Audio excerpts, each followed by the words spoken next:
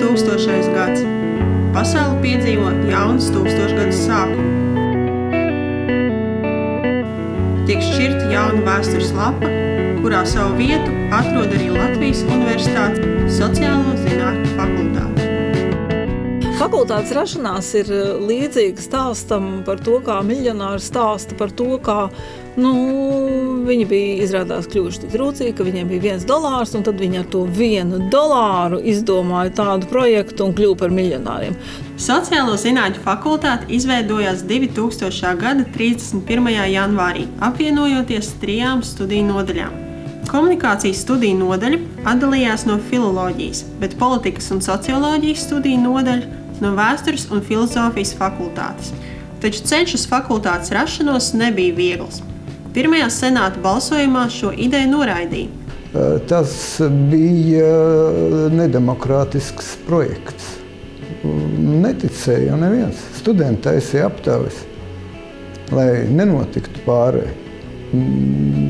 Pasniedzējus nevedām uz šejien, lai viņi neieraudzītu tās šausmas, jo kurš gan grib no Brīvības ielas pretī ministru kabinetam pārcelties uz Maskačku. Kopumā, šī Maskačka neizskatījās tā kā šodien, tā bija krietni skumjāka, bēdīgāka un reāli pat tiešām tāda netik droša vieta, Taču neskatoties uz grūtībām, remontdarbi tika uzsākti.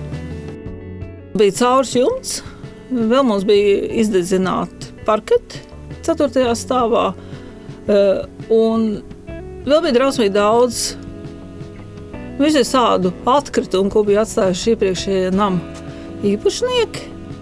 Vēl nebija apkurs, vēl nebija elektrības, un tās bija 2000. gada ziema tāda bija, kad es ierados.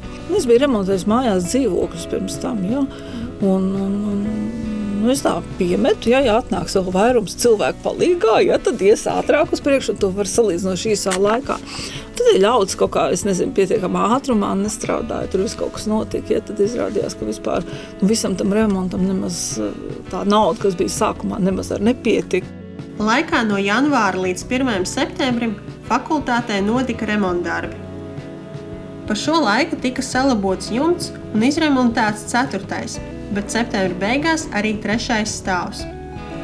Jau 2000. gads, ka jau nāca iekšā, ka jau tikai tur bija variants, lai sākumā nenosmērēties un lai uz kā pirmās nodarbības būtu krēslu un galdu pietiekuši. Jo vēl vāc remonta tos puteklīšus un mēbelītes stelēja, kamēr vieni jau skatījās, kur apsēsties. Sākumā fakultātes ēka bija saistīta ar otru blakus ēku, un šeit 2. stāvā varēja patiešām nokļūt blakus ēkā. Tāpat bija arī 4. stāvā. Sākumā mums bija ārkārtīgi grūti, jo šeit bija tā kopiena, kas šeit bija, tā var teikt, uzskatīja, ka tā ir vēl vecā ēka, kur tad brīvi var pārvietoties un iet. Viens no svarīgākajiem fakultātes darbības principiem bija labi darba apstākļi gan studentiem, gan pasniedzējiem. Sekojot principam, fakultāte turpināja paplašināties. 2. stāvā un daļai 1. stāvā bija iekšā privāta augstskola, informācijas sistēma menedžmenta augstskola. Savukārt 1. stāvā mums vēl bija iekšā mācību centrs Imets, tur vēl bija kaut kāda grāmatu bodīte, tur bija autoskola Krasts. Respektīvi, katrs tas būcenis bija kaut kam vienam. Reālajā dzīvē, kad jūs ienācāt iekšā lejā, tad bija tāds mazs šaurs gaitenīts, tumšs, izsists ar melnu, ar tumšbrūnu vojloku. Tik, cik liela ir apmēram šī pašlaik studijas telpa, tik liela bija komunikācijas studiju nodaļa filoloģijas fakultātē. Un tajā istabiņā sēdēju es kā nodaļas vadītāju un arī sēdēju arī metodiķi. Un tam mums tāds priekškambarīts bija. Tas bija reāli gandrīz viss. 10 gadu laikā fakultāte izveidoja plašu un bagātīgu bibliotēku. Pirmā lieta, ko mēs strīdējāmies, starp citu, bija kā un cik daudz vietas paredzēt bibliotekai. Sākumā bija viena 70 kvadrātmetru auditorija. Biblioteka bija nožēlojama. Šobrīd tā Latvijā Es domāju, no augstskolām tas, kas ir fakultātes, tā ir labākā biblioteka, kāda jebkurā fakultātē Latvijas augstskolā, kurā ir. Vēl viens svarīgs uzdevums uzsākot darbību bija izveidot atbilstošas studiju programmas. Šīs programmas tika veidotas pilnīgi no nulles. Un tad bija jautājums sākumā, lai izveidotu maģistra studijas, bakalaura studijas. Faktiski tās maģistra studijas pašā sākumā bija tāds, ka saīsināts bakalaura studiju izdevums vēlāk bija jāmaina, būtiski jāmaina, jāiezīmē tie līmeņa atšķirība, jo maģistra programmā sāk ienākt studenti, kur beiguši bakalaura studijas. Ja? Tātad pats galvenais uzsvars bija uz to, lai kvalitatīvi sagatavoties studiju procesam, ja, pasniedzējiem. Ja. Vēlāk priekšplānā izvirzēs arī cits uzdevums, un tas uzdevums bija ne tikai mācīt, ne tikai pasniegt, bet arī pētīt. Ja. Katrā ziņā mēs vienmēr esam fakultātē strateģiski domājuši, ka mums nav pasniedzēji un studenti. Mums ir fakultāte. Un šajā fakultātē mēs visi esam kolēģi. Tās ir mūsu mājas, un mēs šeit dzīvojam, mēs šeit strādājam, un mēs šeit esam, kā varētu teikt, viena saime. Ja? Un ziniet, jāsaka godīgi, es teikšu, ka mums ir ļoti labi studenti. Ļoti labi. Un tieši labi ar to faktu, ka viņi arī ir pieņēmuši, ka tās ir viņu mājas. Un tas ļoti gandarīja un priecē. Tad ir sajūta tāda, ka tas darbs nav bijis velts. Ja?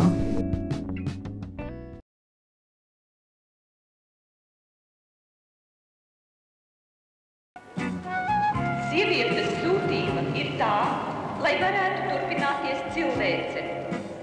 Un tomēr sabiedriskajam darbam sievietes dzīvē jābūt lielākam procentam. Domāju, ka mūsu sapņi piepildīsies. Ja ne visi 100%, tad gandrīz 100%.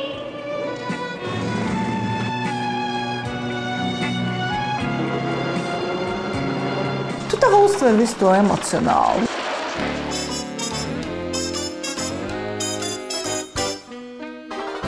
Mēs kādi 20, 25 arī bijām. Jo es vienlaicīgi vienkārši sāku studēt tajā pilnā laikā, un tad es aizgāju uz to neklātienu, tāpēc, ka man vispār tur nav tāda izjūta, ka man tur ir viens tāds kurs. Kad jau no sākuma bijām 25, un tad palikām mazāk. Es, piemēram, atbiru. Vairums cilvēku izbirs no studijām, tāpēc, ka viņi dodās realizēt īstu žurnālistiku vai kaut ko citu. Es strādāju padomu jaunatnē. Es tur biju žurnālisti. Es rakstīju rakstiņus par studentu celtnieku vienībām, par vēl visu kaut ko citu. Skolu vajadzēja nākt krietni kārtīgāk nekā tagad, un sevišķi obligāti bija jāapmeklē fizkultūra un militārā mācība. Es tās abas nebiju apmeklējusi, un reāli es biju tas, ko sauc par akadēmisko parādnieku. Man nav sevišķi aktuāli domāt par to, kas ir bijis. Es varu atļauties ļaut sevi lutināt. Man patiesībā vairs nav jācīnās par ļoti daudz ko dzīvē, jo es esmu jau to ieguvusi, un līdz ar to es varu pagaidīt, kamēr man pienes. Ja? Jo iespējams, es raksturu dēļ esmu vienmēr bijusi daudz ātrāka nekā vīrieši. Ja es neesmu varējusi pagaidīt, kamēr viņi man durvis attājas, mēteli pasniedz, puķis panes un tā tālāk. Viņi bijuši par lēni. Tagad es varu mierīgi, es zinu, ka viņi kaut kad jau to izdarīs, ja, tāpēc es varu pagaidīt. Tad, kad es studēju pucēties, bija krietni vien mazākas iespējas, jo valstī valdīja viens liels vārds, un šis lielais vārds deficīts, un lai sapucētos, bija jāpieliek ļoti daudz enerģijas un laika, ja, lai tiktu pie labām smukām mantām. Es nedomāju, ka mūsu fakultātē ļoti pucējās. Tā nav, tā var būt fakultāte, kur tā, galvenais ir atnākt smuku saģērbties. Un man šķiet, ka vispār tā pucēšanās no skolas ir, no universitātes varbūt pat laukā. Ja, kad cilvēki domāja, kas ir atnākuši uz universitāti, nevis uzskata, ka viņiem galvenais ir labi sapucēties, ja, bet ka viņiem ir kaut kādas citas svarīgākas lietas, kā sevi izrādīt. Man neliekas, ka pucēšanās te ir ļoti nozīmīgi. Ja? Godīgi sakot, ja te parādās tāds Bārbijas tips, ja, tad patiesībā visas tās Bārbijas arī tad ir pamanījuši un paķiķinājuši par Bārbijām.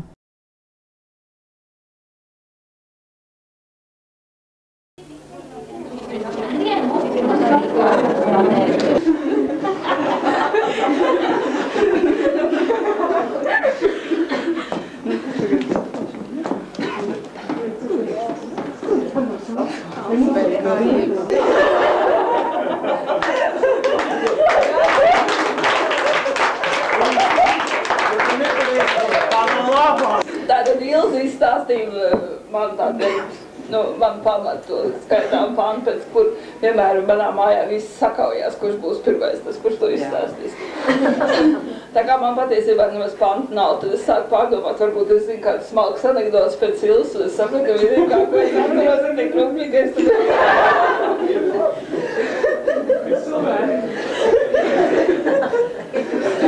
Tagad es mēģinu atcerēties kādu tautas dziesmu.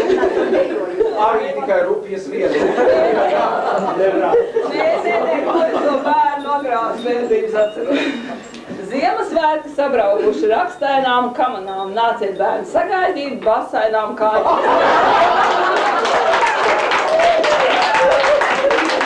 Patiesībā jau katram latvietim sava tautas dziesma, tā kā, ja nebija tā kā bija, tad tā ir manēja.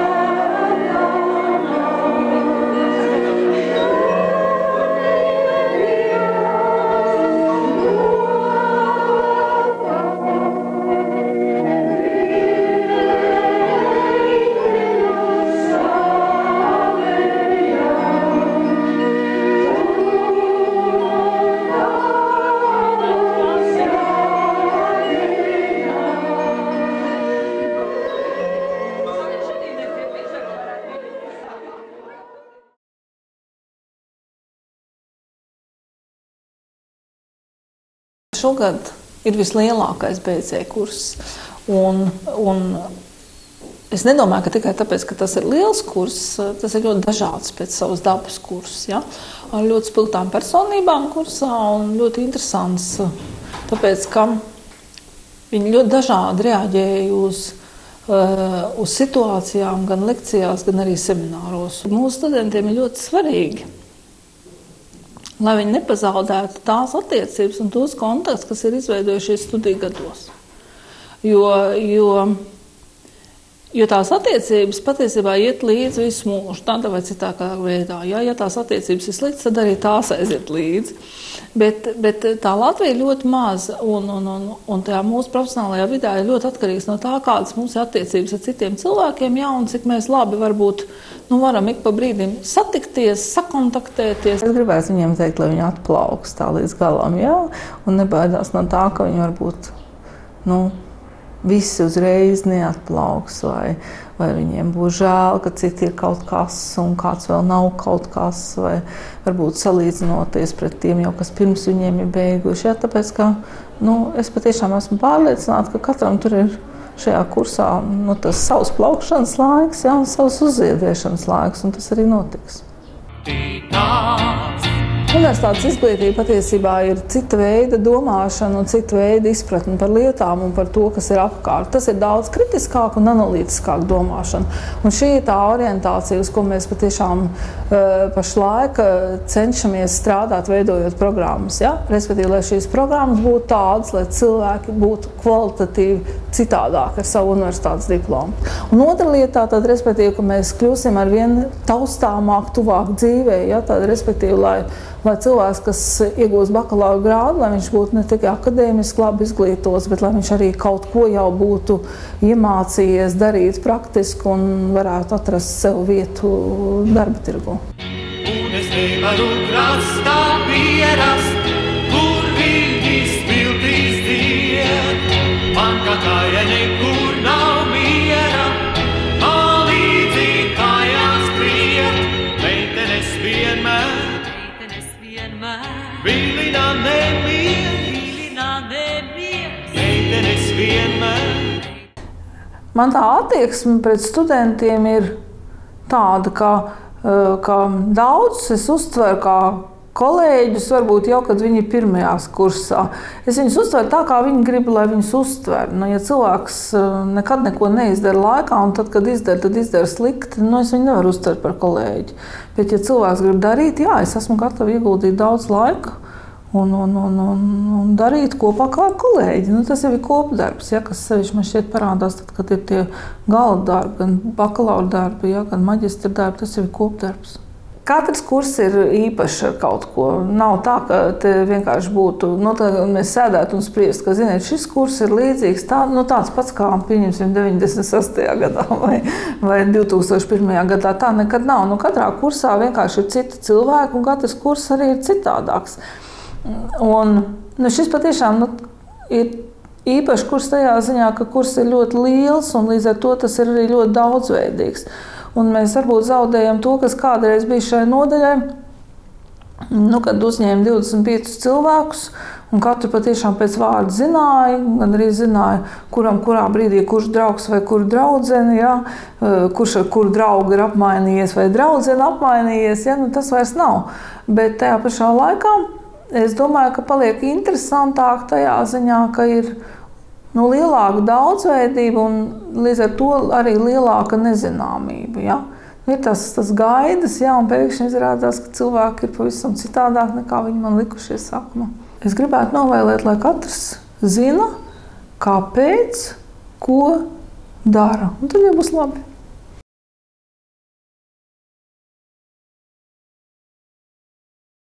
Visu šajā 1. novembra dienā arī laika apstākļi mums ir ļoti labvēlīgi, ārā spīd saule. Tas nozīmē, ka visiem ir ļoti labs garastāvoklis. 13. fakultāte Latvijas universitātē. Man šķiet, ka nevajag baidīties no skaitļa 13, jo, cik zināms, dažās valstīs nemaz neeksistē 13. stāvs, neeksistē 13. transporta numuru un tā tālāk. Visādi cilvēki cenšas izvairīties no šī skaitļa. Bet Latvijas universitātes rektoram Ievaram. Paldies! Būs īsts. Godātie jaunie un netik jaunie. Svarīgi ir atzīmēt to, ka šis darbiņš tika izdarīts uz kredītu rēķinu. Un arī tas ir zīmīgi, jo resursi toreiz jums bija citi universitātes kolēģi. Es ceru, ka viņi arī mācīsies jūsu pieredzes un nākošā šīs telpas iemīlēt, apgūt tā. Tātad patiešām.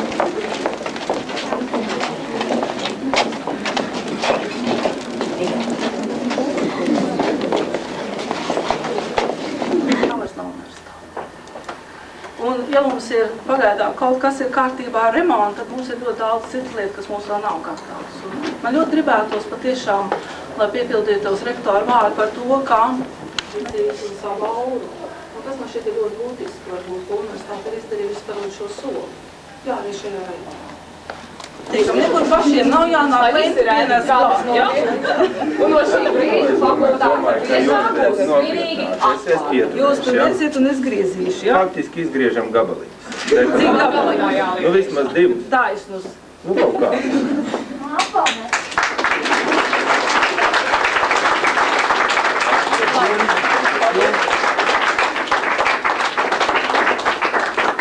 Tas man arī kaut kas, un pārējo tad faktiski mēs ņemam un to jūs pārdodat izsolē. Nē, es gribu vēl vienu gabaliņu, es gribu vēl vienu gabaliņu, un tas ir universitātes iepriekšējiem rektoram.